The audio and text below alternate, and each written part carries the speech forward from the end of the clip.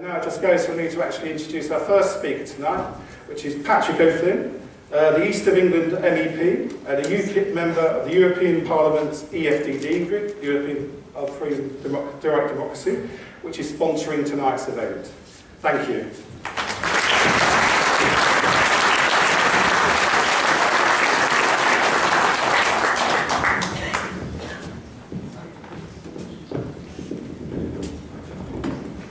Can you hear me at the back?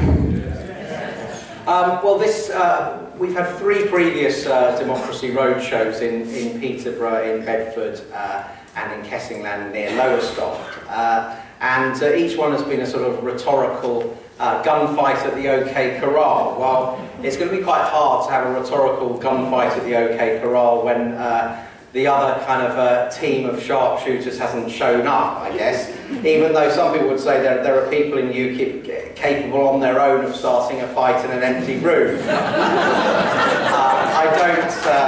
We may have nuanced differences of emphasis, me and Douglas, through the night, but I think on the fundamentals we're in agreement. So, ladies and gentlemen, then, the referendum starts here. For the first time in more than 40 years, the British people are to be given the opportunity to decide how they're governed and by whom. And last time, the referendum was manipulated. The public's permission was not sought before we joined the EEC. Edward Heath just signed it up. And it was the subsequent Wilson government that finally had the decency to ask for the electorate's permission to stay. But the referendum they held was again on the back of a much trumpeted renegotiation that turned out not to be worth a row of beans. Sound familiar? Yeah. Indeed.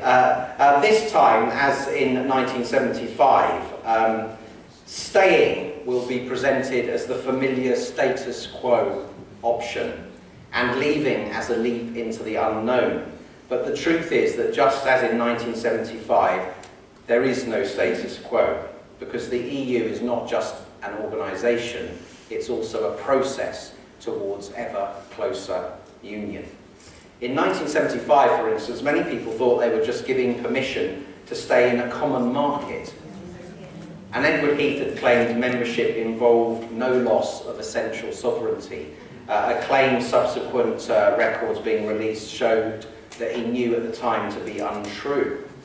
And think about this, since 1975 we've had numerous European treaties: Maastricht, Amsterdam, Nice, Lisbon, each one accelerating the journey towards that United States of Europe. The EEC has become the EU, and it's acquired many of the essential characteristics of a nation: a flag, an anthem, a president, well, several presidents actually, a parliament, a diplomatic corps, a currency, and a central bank. And it's done all these things without you, the British people, being asked for permission in another referendum. And stealing sovereignty by stealth is not something that's been done by accident, it's been done by design. It actually goes back to the recommendation of a Frenchman called Jean Monnet, who's very revered in federalist circles.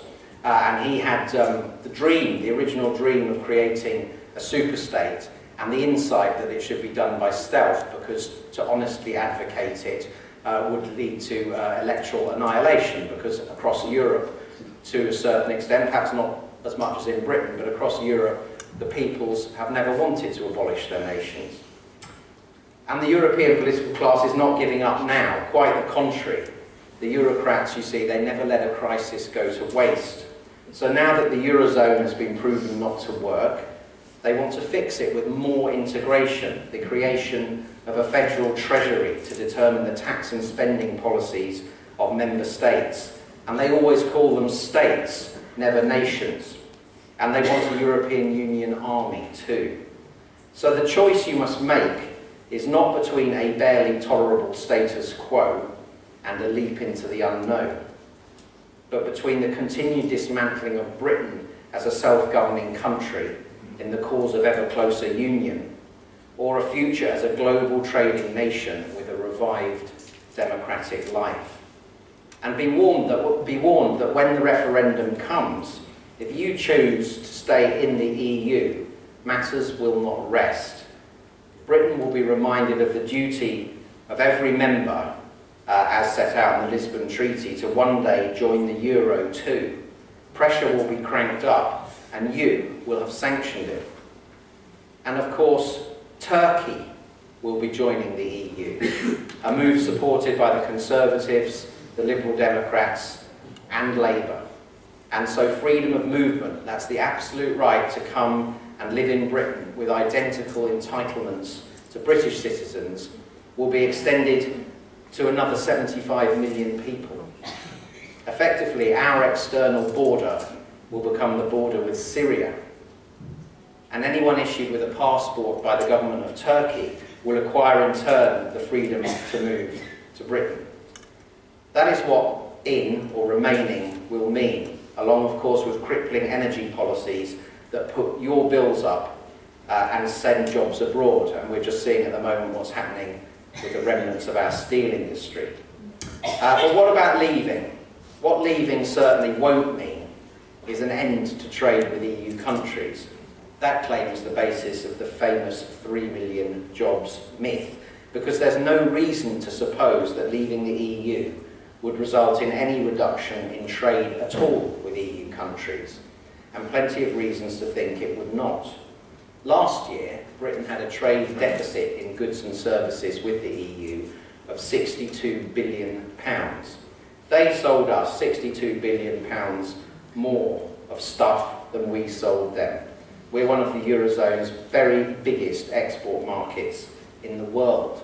So no wonder Digby Jones, the former Trade Minister and CBI leader, noted that were Britain to leave the EU, a trade deal would be put in place instantly, because Angela Merkel would insist on it. That's how important the UK market is to BMW and Audi and Mercedes and Siemens and Bosch and all the other German industrial giants. And no wonder then Sajid Javid, who as business secretary is the man whose judgment David Cameron trusts to advance the interests of British business, says we have nothing to fear from leaving the EU. And no wonder that Nissan UK is now saying it's going to up its investment into Britain in the northeast, whether we stay in the EU or not.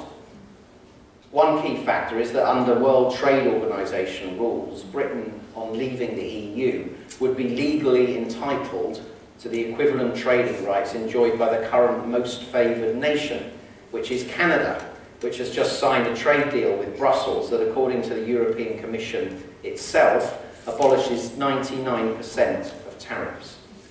So this idea that the Remain campaign depends on and hypes up of significant impairment to trade is quite simply a myth. Back in the protectionist 1970s, the in lobby did have the semblance of an argument, but now tariffs are tumbling all over the world anyway. The single market itself now has a tariff barrier to non-members averaging 1% of the price of an item, compared to 5% in 1990. So hardly a killer blow even for non-favoured nations. So we have little to lose and much to gain on trade by leaving the EU, getting the right to make our own trade deals with the sunrise parts of the global economy, reconnecting with our Commonwealth friends. Remember them? I mean, they may feel we forgot all about them all those years ago, but they're doing rather well these days. And leaving means as well regaining control of our extensive national fishing waters, so our betrayed trawlermen have a chance to make a living again. And to be honest, not even the most craven Euro-federalist in this country can look anyone straight in the eyes and say that the deal done by Edward Heath was fair on our fishing fleet, because it clearly wasn't. And leaving means a saving of £10 billion a year net in membership subscriptions to Brussels. Enough money, surely, to revive our NHS. Leaving also means being able to protect the NHS from whatever exactly Brussels is cooking up with that TTIP deal with the United States.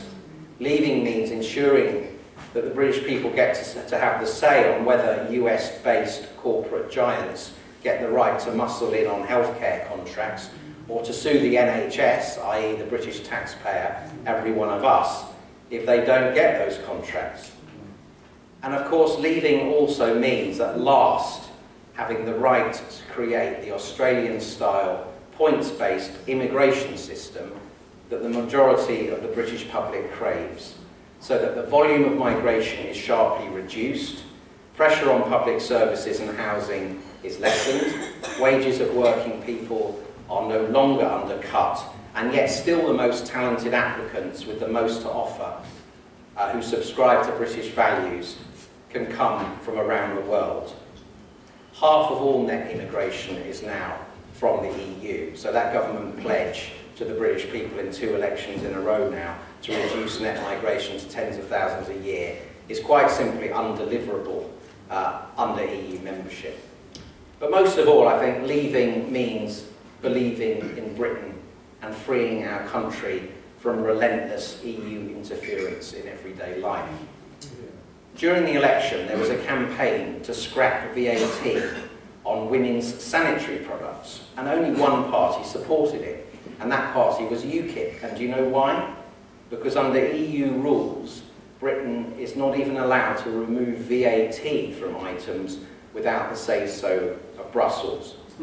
A nation with our glorious history, a nation that saved the freedom of Europe's nations twice in the 20th century and exported democracy around the world, not even trusted to remove a sales tax from tampons. That is the level to which membership of this undemocratic and unsuccessful political empire, which is now also the unemployment capital of the world as well, has reduced us. I think Britain's better than that, more than just a star on someone else's flag, and I invite you to agree with me about that tonight. Thank you.